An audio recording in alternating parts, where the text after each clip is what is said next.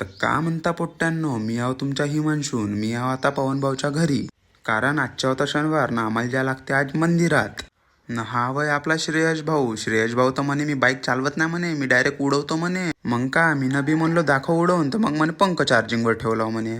न हे वे पवनभाऊच्या घरची छोटीशी शेत. मी पाहतो तर का मस्त वांगे लागले आहे, तोडून घेऊन जाऊ का रे घरी. न हा वय पवनभाऊच्या घरच्या मिट्टू पा कसा टुकूर टुकूर पाहते.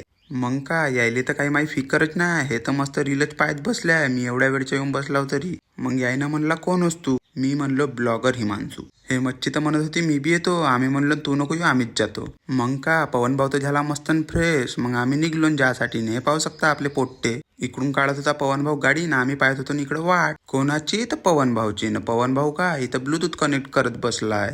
मग का केलन कसाच तरी कनेक्ट ना, आम्ही निघलो मंदिरकडे जावासाठी. कोणाच्या, हनुमानजीच्या.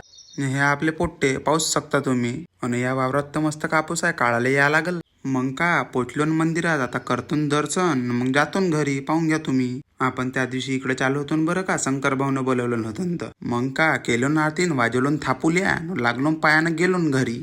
अशी आहे गोष्ट. मग झालेत आमचे दर्शन घेऊन निघलो घराकडे जासाठी.